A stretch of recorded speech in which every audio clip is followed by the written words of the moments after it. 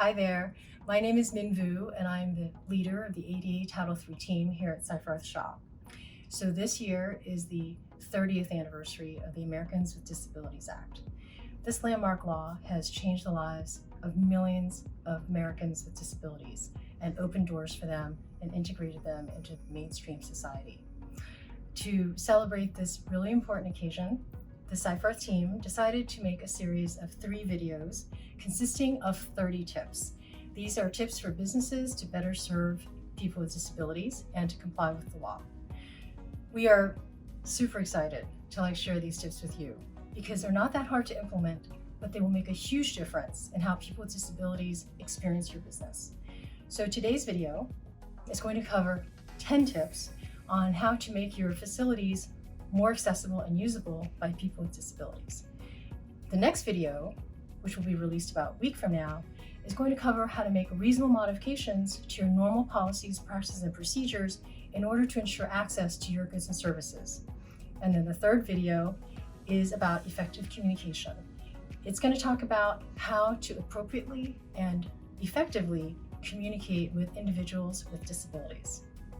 We really hope you enjoy these videos, and we encourage you to share them with other businesses as well as your employees so that they're aware of the issues. Thank you.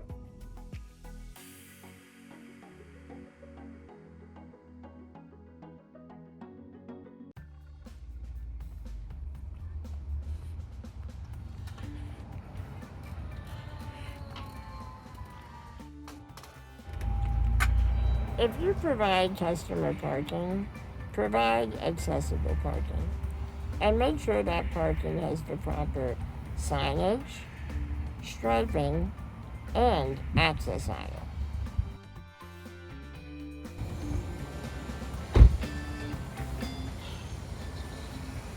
Also, make sure accessible parking spaces are reserved only for those with disability placards.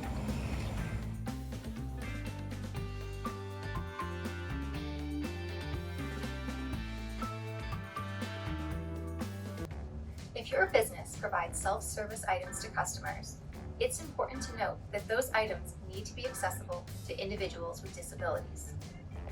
Self-service items may be condiments, cups, straws, hand sanitizer, price scanners, or water and coffee dispensers. These items should be placed on a counter that is no higher than 34 inches above the ground, and the items themselves should be located no higher than 44 inches above the ground, and no more than 24 inches from the edge of the counter.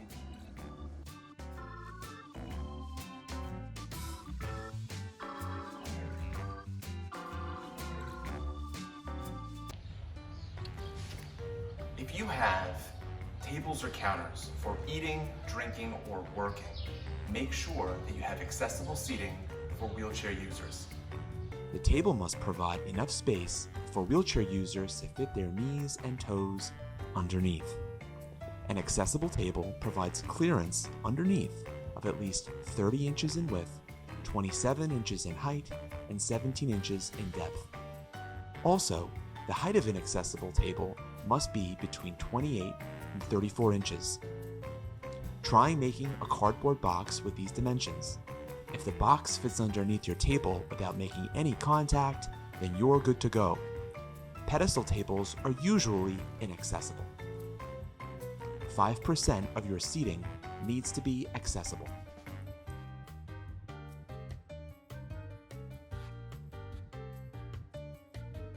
Hey, under the ADA, businesses that choose to have sales and service counters have to have a lower counter that is no higher than 36 inches off the floor for wheelchair users to use. The lowered counter is for people with mobility impairments who use wheelchairs and other assistive devices from a seated position. A counter that's too high makes it difficult for people who are seated to make payments or to receive goods from sales staff. Make sure your employees know where this counter is located, and please make sure that it's always open during store hours.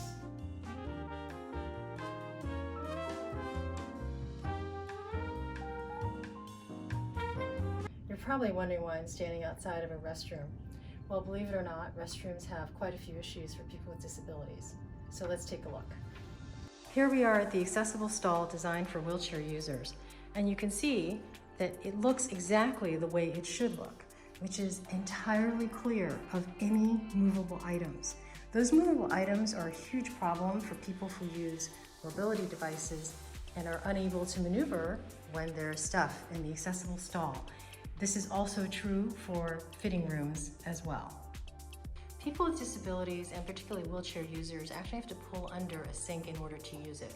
And so it's very important to insulate the pipes, because otherwise people might burn themselves or cut themselves on the pipes.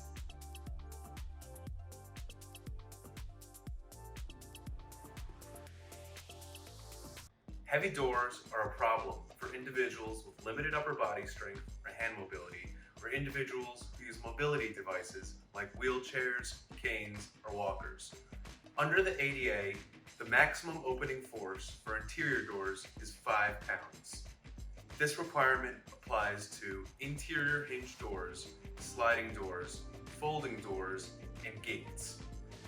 Under federal law, this requirement does not apply to fire doors, exterior hinge doors, or latch bolts, or other devices that keep doors or gates closed. To measure the opening force of a door, you can use a door pressure gauge. Adjust the door closer to increase or decrease the opening force of a door.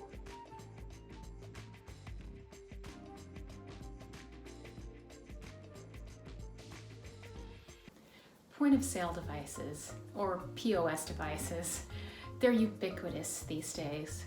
They can pose accessibility challenges though. Here's what a business should know if you're going to use a point of sale device.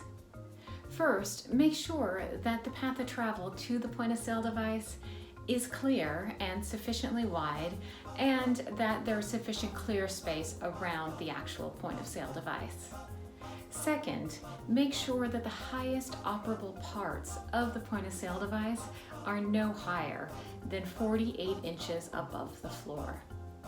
And third, while the first two really went to making sure that people who have physical disabilities can approach to and use the point of sale device, please remember that blind people need to be able to use the point of sale device as well, and they need to be able to enter their private information independently.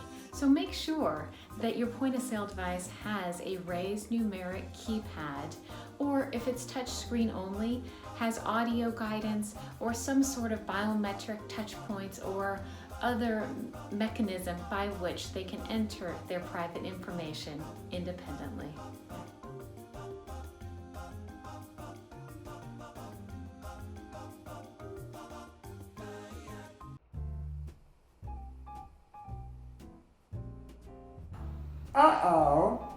People who use mobility devices need a path that is 36 inches wide.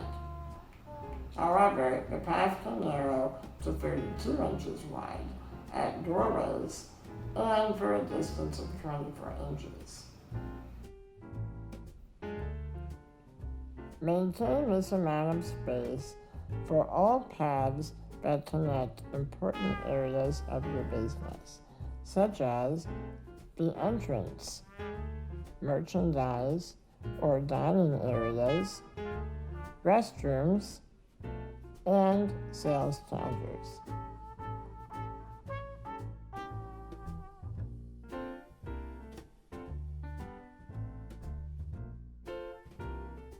If the main entrance to your business is not accessible, like this historic venue with stairs, post signage with directions to the nearest accessible entrance, like this business did.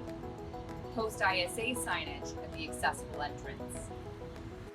If there is no accessible entrance at all, come up with a plan for how to provide goods and services to individuals who can't enter the building. For example, one option might be to install a doorbell with signage like this that has an ISA symbol and says, "Ring doorbell for assistance." Remember, however, that the doorbell must be in an accessible location.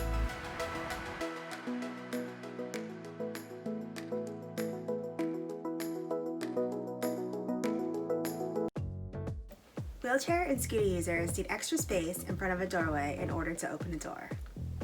The area near any doorways should be entirely clear, especially in restrooms where businesses often position trash cans like this. Keeping entrances and other doorways clear of items ensures that individuals will have the proper spacing to operate and navigate the door.